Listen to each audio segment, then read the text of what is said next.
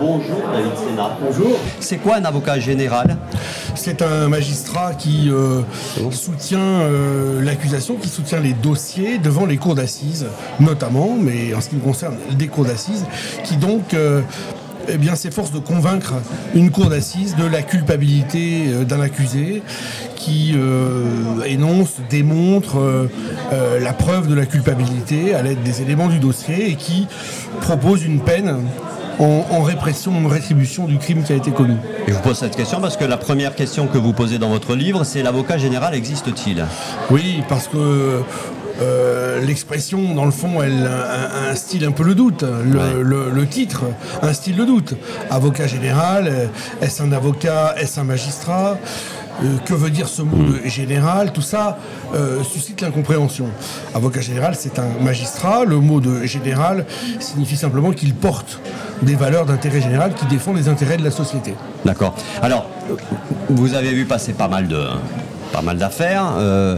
L'affaire Varin, par exemple, violeur en série condamné à 28 ans de prison. L'affaire Mazala, l'affaire Rambla, le fantôme de Christian Ranucci, ou encore celle de Zach et Taha.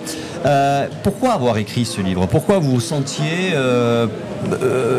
j'allais pas dire l'obligation, mais la nécessité de vous mettre à écrire ce livre? Alors, il n'y a aucune obligation et aucune nécessité. Oui.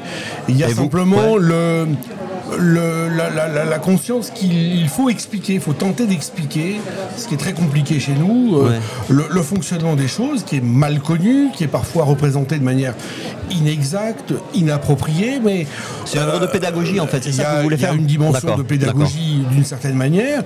Il y a aussi le souci de dire les choses de façon personnelle et intime, parce que rien n'est simple, y compris pour nous, magistrats. On ressent la dureté des choses, la douleur de ces dossiers criminels qui sont terribles en soi, qui sont sanglants, qui sont cruels. On ressent évidemment pas comme les victimes et leurs entourages la dureté des choses, mais on la ressent aussi. Tout ça, il faut le dire. Ça veut dire que dans votre livre, c'est l'humanisation de la justice aussi qui est une des clés de cet ouvrage, c'est de dire que dans le fond, c'est la justice des hommes, qu'elle est ce que sont les hommes, fondée sur le doute, la douleur, la certitude, l'incertitude, et en toute hypothèse la faillibilité, la relativité des choses. Ouais. Donc il y a de l'intime dans ce Il y a de l'intime. Ouais, c'est pas juste un traité, c'est un récit. C'est tout sauf un traité, c'est un récit.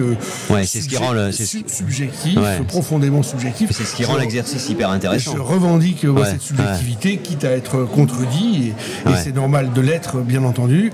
Mais pour dire à quel point tout ça, ce sont des combats aussi intimes que l'on livre, pour essayer de sortir de chaque dossier les solutions qui doivent s'imposer dans l'intérêt de la société. Et donc vous revenez sur ces différentes affaires-là que j'ai évoquées, l'histoire de Jean-Baptiste Rambla, vous avez un chapitre sur la beauté du diable ou l'histoire de Florian Varin, serial violeur. Sur chacune d'entre elles, vous faites quoi? Vous revenez sur l'affaire et puis vous réfléchissez sur votre comportement, sur ce qui s'est passé? C'est quoi? Alors, c'est un récit non pas tant du dossier lui-même, encore que c'est un récit de la manière dont j'ai vécu, moi, ces dossiers à l'audience, qui est une succession de séquences, de journées, de nuits, parfois sur une semaine ou plus, où, dans le fond, on partage le quotidien d'une audience avec ce qu'elles ont d'émouvant, de dur, parfois de désespérant, les réactions qui sont les miennes également, avec un fil rouge quand même dans ce livre, qui est la question centrale du criminel qui tente, outre le fait d'avoir tué ou d'avoir voulu tuer, d'avoir voulu faire disparaître le corps de leur ennemi. Ouais, on va en parler tout à l'heure. C'est la problématique un peu générale. On va en parler tout à l'heure, parce qu'apparemment vous avez un chapitre consacré à ça, pas de corps, pas de meurtre. On va en parler tout à l'heure parce que c'est aussi l'actualité avec Cédric Jubilard. Je vais lire un extrait pour donner justement envie de lire et voir un petit peu qu'est-ce que vous avez choisi comme forme. Ma première impression impression en entrant dans cette salle d'audience se fit en découvrant ces 7 victimes regroupées au fond de la salle d'audience avec leurs proches, maris, compagnons, parents. J'étais frappé de les voir affronter ce procès ensemble, certes, mais blottis face à l'adversité, tête baissée pour certaines, comme en position défensive, alors qu'elles étaient plus que jamais victimes, accusatrices légitimes. Le contraste éclatant entre un accusé impavide portant beau et 7 victimes épuisées par des années de procédure, au-delà des faits eux-mêmes, était choquant.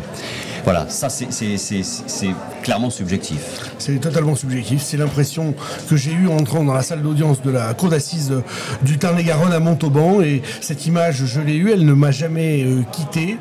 Des victimes qui affrontaient la justice pour la 3e fois, puisque la condamnation avait été cassée par le fait d'une faute de la cour d'assises et de son président, et qui étaient à la fois maltraitées, ces jeunes femmes, parce qu'elles avaient subi surtout de la part de Florian Varin et surtout aussi par la justice qui avait d'une part tardé à élucider ces crimes d'une part et qui avait fauté dans le rendu de la justice en les exposant à un 3e procès, donc une douleur supplémentaire d'avoir à tout réexpliquer, d'avoir à tout redire.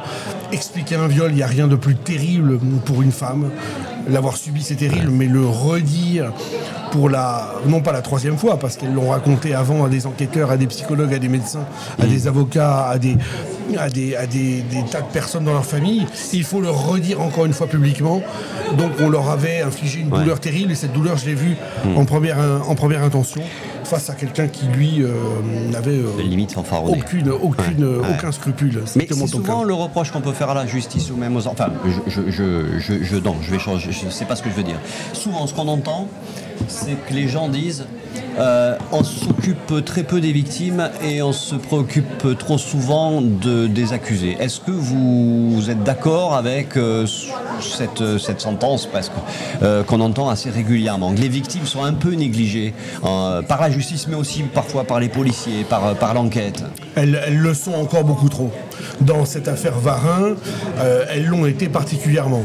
Il y a une des victimes qui s'appelle Pauline, qui a été reçue par un fonctionnaire de police à qui elle remet ses sous-vêtements, et ce fonctionnaire prend les sous-vêtements, les met dans un tiroir et ne fera pas faire les analyses d'ADN qui auraient permis déjà d'identifier l'auteur sur la base d'un rapprochement. D'accord. Il lui dit tiens, t'es pas habillé comme une pute, en gros tu n'es pas une victime. Il y a encore beaucoup trop de stéréotypes, il y a beaucoup trop de mépris, il y a une insuffisante empathie, compréhension des victimes. On progresse incontestablement, on part de très loin, il ne faut pas le négliger, mais on en est extrêmement loin encore d'une compréhension suffisante. Il y a une loi qui a été votée, qui permet à tout un chacun de changer de nom quand il le veut, mais qui permet notamment à un Florian Varin aujourd'hui d'avoir changé d'identité. La loi le permet, ce qui fait que cet homme, quand il sortira de prison, il ne sera pas connu comme Florian Varin. Et il pourra sans doute, ou peut-être, tromper des jeunes femmes qui ne sauront pas à qui ils ont eu affaire. D'accord. Ça aussi, c'est une vraie réflexion sur le sens que l'on porte aux victimes, l'attention qu'on porte aux victimes aujourd'hui. Est-ce qu'on y a pensé quand on a fait voter cette loi à ce que ça pouvait préjudicier à des victimes à l'avenir? La réponse, elle est dans la question. D'accord. Alors, on va parler de pas de corps, pas de meurtre. C'est le 2e chapitre donc, de votre livre. Faire disparaître un corps est un mode de défense aussi ancien que contemporain.